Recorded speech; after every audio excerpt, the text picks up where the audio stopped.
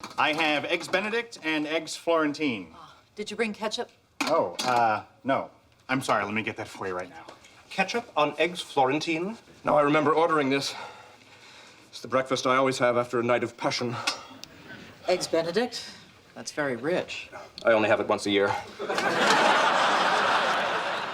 Hey, what's up, guys? Welcome back to Binging with Babish, where this week I've partnered up with the Venetian Resort in Las Vegas, who asked me to come up with a new secret room service item for their in-room dining menu. And I thought, despite its unfortunate inclusion of ketchup, the room service ordered on my favorite show in the whole wide world was probably a good way to go. Plus, it's an opportunity to make English muffins. We're going to start by combining 1 packet of instant yeast and a teaspoon of sugar, enlisting help from Tiny Whisk, of course, heating half a cup of milk to 110 degrees Fahrenheit, adding it to the yeast and sugar mixture, and allowing it to bloom for about 10 minutes. While we wait for that, let's bust out our stand mixer. We're measuring out 325 grams of bread flour that we're going to sift into the bowl of our stand mixer. Let's come up with a name for this guy. Medium-sized sieve? It's not very good. Once all the flour has been sifted, we're adding our bloomed yeast mixture, which you can see is kind of big and foamy, along with just over a half a cup of water, a 1/4 teaspoon of baking powder, and a 1/4 teaspoon of baking soda. Mix up this melange with your paddle attachment for about a minute until everything comes together, and then it's time to switch to our dough hook for a long, hard knead. You see, this is a very high hydration dough, around 75%, which means that it's going to be very sticky and very hard to work with. But kneading it for 20 minutes non-stop, along with a nice long proof, are going to make what would normally be a pretty gooey mass a lot more handleable. Now, bear in mind, it's still going to be sticky, but it should sort of straddle the line between sticky and tacky. As such, we are going to generously oil a bowl for rising, wrestle this guy out of here, and you can see that as long as I keep my hands moving quickly, the dough doesn't actually stick to them. Anyway, we're going to try to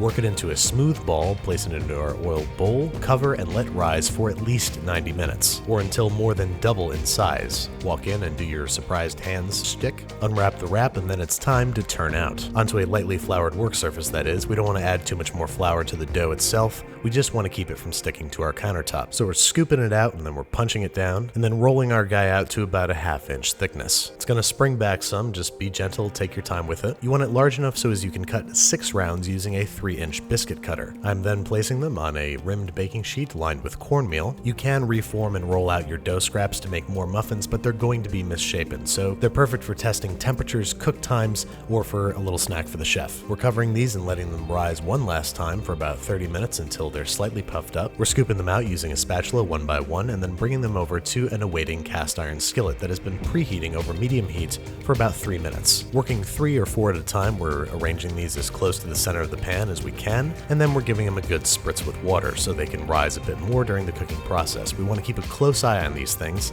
Not that kind of close eye, stupid. Yeah, I'm talking to you. Just let them cook for about 3 minutes and then check them every minute or so up to 5 or 6 minutes, just to make sure that they're not burning and that they're browning evenly. After about 5 minutes, in my case, I'm giving these a flip and then cooking for another 4 to 5 minutes on the other side. We can flip them again if you want a little bit of browning extra credit. We're cooking these to an internal temperature between 200 to 210 degrees Fahrenheit, extracting onto a wire rack for cooling and allowing to cool completely, about 30 excruciating minutes. Now, I thought I'd try a little experiment and try spraying both sides of the English muffins, but this turned out to impede both rise and browning. I mean, just look at the difference. Spray twice, that's not nice. Spray once, you're no dunce. And I decided to sacrifice one muffin so we could have a porny, pull-apart, nooks and crannies viewing party. What beautiful pillows upon which our eggs can lay their heads. Speaking of which, it's assembly time. I'm simply sauteing some spinach and butter with a clove of crushed garlic, some salt, and freshly ground pepper, and letting those flavors get to know each other before we start poaching our eggs. As you can see, I'm using ye old whirlpool method, turning the water into a tizzy and dropping the egg into the center of the whirlpool. Kill the heat, cover, and let sit for 5 minutes, just enough time to make some blender hollandaise. Into the jar of a blender goes 4 large egg yolks, the juice of half a lemon, a pinch of salt, and a dab each of Dijon mustard and hot sauce if you so desire. We're blending that together for 10 seconds just to get everybody acquainted, and then I've got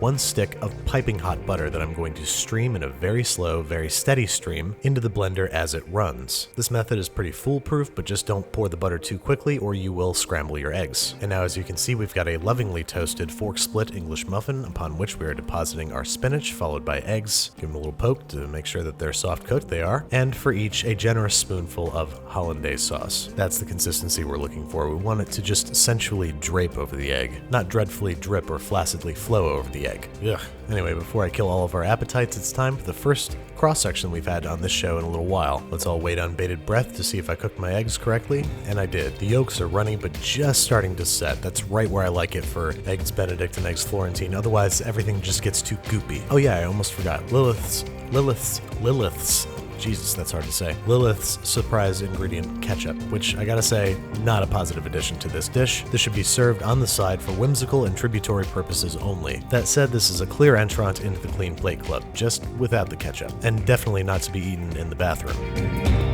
Hey guys, so I just want to say thank you again to the Venetian for sponsoring this episode. The Venetian is a really gorgeous resort in Las Vegas, and I for one am very excited to go there and order this secret menu item. If you go out there and try it, take a picture, tag me on Instagram, tag @VenetianVegas, and if you want to find me, I'll be playing Texas Hold'em probably. Just promise me you won't do this, please.